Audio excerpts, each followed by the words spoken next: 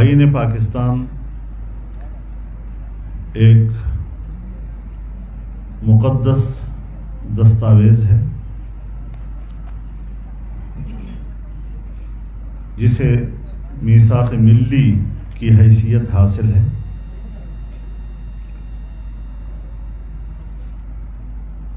اور آئین خود کہتا ہے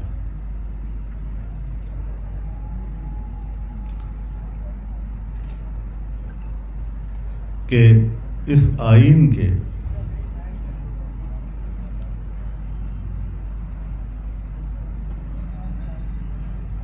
بنیادی ڈھانچہ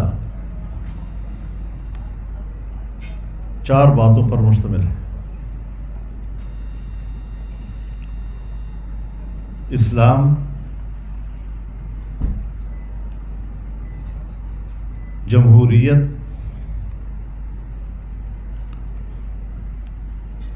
وفاقی نظام اور پارلیمانی طرز جمہوریت۔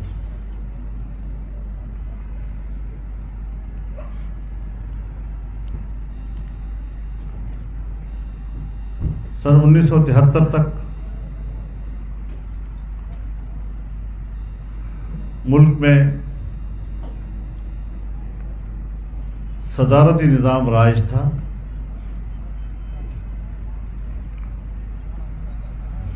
ایوب خان کی حکومت میں صدارتی نظام کے خلاف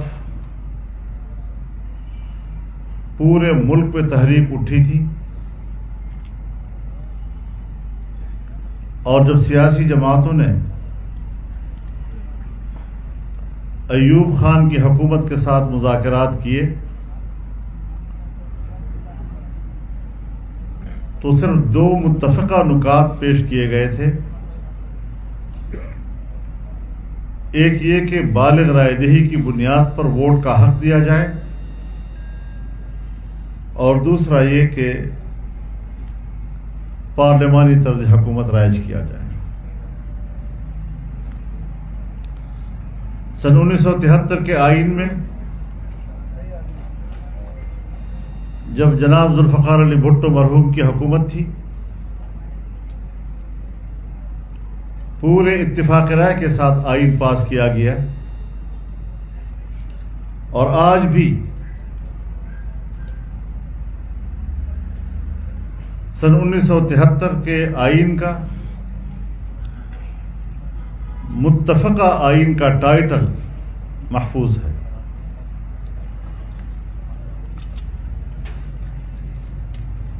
لیکن آج پھر صدارتی طرز حکومت کی باتیں کی جا رہی ہیں۔ ناکام تجربے کو دوبارہ آزمانے کی باتیں ہو رہی ہیں۔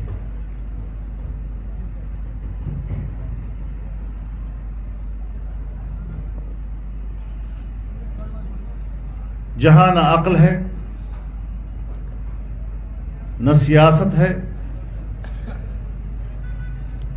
نہ سیاسی بلوغت ہے، وہ ہمیں صدارتی طرز حکومت کے فضائل سکھا رہا ہے۔ ہم نے 4 صوبوں میں آل پارٹیز کانفرنس کیے ہیں، اور اس بات کا ہر جگہ پر اعادہ کیا گیا ہے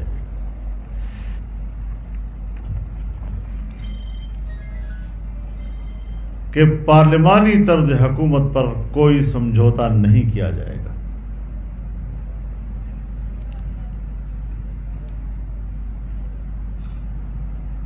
کیا عمران خان کا ایجنڈا نامکمل ہے؟ ریاست کو ختم کرنے کا، ملک کے اندر افراتفری پیدا کرنے کا، آئین کو ختم کرنے کا، کہ اس قسم کی تجاویز وہ دوبارہ پیش کر رہا ہے۔ ان کی اپنی سیاست بھی ناکام، ان کے پاس سیاسی ویژن ہی نہیں ہے۔ لفاظیوں سے قوم کو کب تک دھوکہ دیا جاتا رہے گا؟ ملک کی اچھی بھلی معیشت کو زمین بوس کر دیا. آج سب مل کر بھی ملک کی معیشت کو سنبھالا دینے میں دقت محسوس کر رہے ہیں.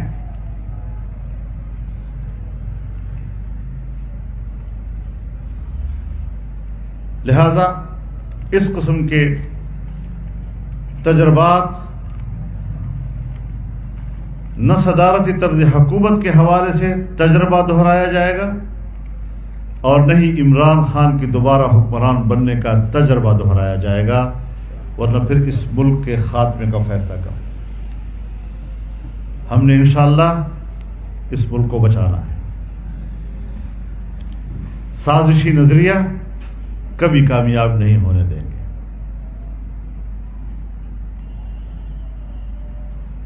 مجسم منکر امر بالمعروف کی بات کرتا ہے.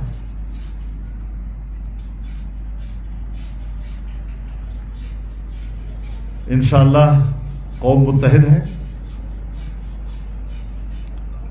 ہم اب بھی میدان میں ہیں. ہم نے شکارپور میں، صوبہ خیبر پختونخوا کے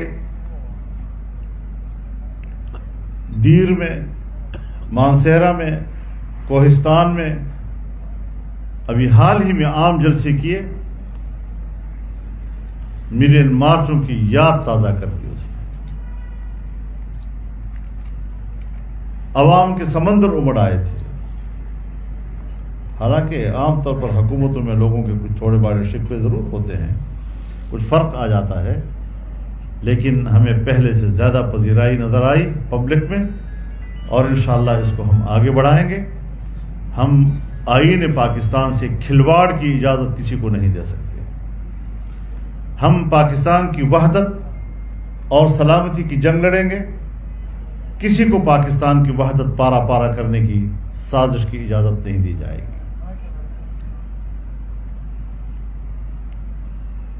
ہر ایک کو چور چور کہنا یہ بیانیہ فیل ہو چکا ہے. اس بیانیے کا اگر کوئی مظہر ہے تو وہ آپ خود ہیں. آپ اداروں نے آپ کو قرار دیا ہے. تو ایسے حالات میں انشاءاللہ ملک کو بحرانوں سے نکالنے کے لیے جو ایک قومی وحدت ہے، قومی حکومت قائم ہے، اور اسی کی ضرورت محسوس کی جا رہی تھی کہ ملک کو ایک جماعت اکیلے شاید اس بحران سے نہ نکال سکے. تمام جماعتیں سوائے اس ایک جماعت کے جو اس عمارت کی تخریب کی ذمہ دار ہے، تخریب کی ذمہ دار قوت کو تعمیر کے عمل میں شریک نہیں کیا جا سکتا. تو یہ وہ بیانیہ ہے جس پر میں آپ کے سامنے میں نے گفتگو رکھی ہے، اور انشاءاللہ العزیز اس پر ہم آگے بڑھیں گے. اور ملک پہ جو نظام سامنے آیا ہے، میں سمجھتا ہوں کہ پہلی مرتبہ پاکستان کی تاریخ میں ہماری دفاعی قوت کو تقسیم کرنے کی کوشش کی گئی. یہ پاکستان کی تاریخ کا ایک سیاہ کرتوت ہے جو عمران خان کی 3.5 سالہ حکومت کے نتیجے میں ہمیں سامنے نظر آیا ہے. الحمدللہ ملک کا دفاعی نظام بھی ایک وحدت کی طرف آگے بڑھ رہا ہے، اور ہمیں اس پر خوشی ہے. اختلاف رائے کا حق ہر ایک کو حاصل ہے. ہم عدلیہ کے فیصلوں سے بھی اختلاف کا حق رکھتے ہیں، ہم فوج کے ساتھ بھی اختلاف کا حق رکھتے ہیں، لیکن اداروں کا استحکام وہ بھی ہمارا مقصد ہے. اور جب ادارے استحکام کی طرف آگے بڑھیں گے تو ہم اس کو سپورٹ کریں گے. جب آئین کی دیے ہوئے دائرۂ کار تک خود کو محدود کریں گے، ہم اس کی حوصلہ افزائی کریں گے، اس کو آگے لے جانے کی ہم کوشش کریں گے. انشاءاللہ اسی سے ملک مستحکم ہوگا، ملک مضبوط ہوگا، ادارے مضبوط ہوں گے، پارلیمنٹ مضبوط ہوگی، اور عوام کی جو قوت ہے وہ اس پہ خود اعتمادی آئے گی انشاءاللہ العزیز. عمران خان نے جو اسمبلی تحلیل کرنے کا جو اعلان کیا ہے، اس کو روکنے کے لیے پی ڈی ایم نے کیا حکمت عملی اپنائی ہے؟ میرے خیال میں یہ بڑکیں بہت سنی ہیں ہم نے، ہم اس پر مزید تبصرے نہیں کیا کرتے جی۔ اچھا مولانا یہ بتائیں کہ اگر اس وقت جو معاشی صورتحال انتہائی تباکن ہے، کیا اس بات کا کوئی امکان ہے کہ ملک میں معاشی جو ہے ایمرجنسی نافذ کیا جائے، آئین کے آرٹیکل 232(6) کا نفاذ ہو؟ ایسا کوئی امکان موجود ہے؟ نہیں، ابھی ہم اس کی ضرورت محسوس نہیں کر رہے، کیونکہ جب ہمارا ملک بلیک لسٹ ہونے کے بالکل کنارے پہنچ چکا تھا اور قریب تھا کہ عالمی ادارے پاکستان کو بلیک لسٹ قرار دیں، دیوالیہ قرار دیں، وہاں سے ہم نے اس کو ریورس کیا ہے اور خدا کا فضل و کرم ہے کہ آج ہم وائٹ لسٹ پہ واپس آ گئے۔ تو بین الاقوامی دنیا نے پاکستان کی معیشت کو بہتری کی طرف آگے بڑھنے کے اشارات دیے ہیں، بلکہ کیا فیصلے دیے ہیں انہوں نے جی۔ یہ بتائیے کیا انتخابات 2023 میں ہی ہوں گے یا انشاءاللہ العزیز وقت پر ہوں گے؟ بلکہ یہ بھی سوچا جا سکتا ہے کہ اگر ضرورت پڑے تو انتخابات ذرا ایک سال آج کے لیے مزید ملتوی کر دیں۔ 232 کی میں بات کروں، اسی کی بات کروں جی، 232(6) کی۔ میں ابھی اس پر واضح نہیں ہوں کہ میں آپ کو اس کا جواب دے سکوں، لیکن اس پر غور ضرور کیا جا سکتا ہے۔ صاحب یہ بتائیے کہ عمران خان صاحب اعلان کر چکے ہیں کہ جی پنجاب اور KPK کی جو اسمبلی ہے کسی وقت بھی ڈیزالو کر دی جائے گی، اسی طرح گلگت بلتستان یا AKJ وہاں جو اسمبلی ہے اگر یہ ڈیزالو ہو جاتی ہے تو پھر آپ کیا سمجھتے ہیں ایک نیا بحران جنم لے گا؟ اس اگر کا تعلق ان سے ہے اور مجھے نہیں لگتا کہ وہ جتنی بڑھ کے آج تک انہوں نے ماری ہیں کبھی ایک پوری ہوئی ان کی۔ انہوں نے قومی اسمبلی سے استعفے دیے، پھر واپس نہیں آ گئے تھے، آپ کو یاد نہیں ہے 2014 میں جی؟ ابھی استعفے دیے ہیں، اس کے کوئی اثرات ہیں؟ نظام چل رہا ہے انشاءاللہ اور ملک کے نظام کو، اور پھر عجیب بات ہے استعفے بھی دیے ہوئے، برات بھی لے رہے ہیں، تنخواہیں بھی لے رہے ہیں، لاجز بھی نہیں چھوڑ رہے، بنگلے بھی نہیں چھوڑ رہے۔ تو اب یہ کیا چیز ہے؟ یہ ہے انصاف، یہ ہے امانت، یہ ہے دیانت جس کا مظاہرہ وہ کر رہے ہیں۔ حضرت جب عمران خان کی حکومت تھی تو PDM جو ہے وہ مہنگائی کا کہتی تھی کہ مہنگائی بہت زیادہ اور استعفوں کے مطالبے کرتی تھی۔ آج عمران خان بھی تو وہی بات کر رہا ہے، تو پھر کیوں نہیں اس کی بات جو ہے وہ سنی جائے؟ نہیں، اس کو وہ ہماری نقالی کر رہا ہے نا جی، تو نقالوں سے ہوشیار رہے نقالیاں کر رہے ہیں جی۔ ہم نے آزادی مارچ کے ذریعے آزادی کی بات کرتا ہے، یعنی آوارگی کو آزادی کا نام دینا، منکر کو معروف کا نام دینا، یہ کہاں کا عقل ہے جی؟ مولانا آپ نے 5 اگست 2019 کے بعد بڑے واضح انداز میں کہا کہ کشمیر کا سودا ہو گیا اور وہ سودا کرنے والے تو چلے گی، آج آپ کی حکومت ہے، آپ کی حکومت کیا کر رہی ہے کشمیر کے لیے؟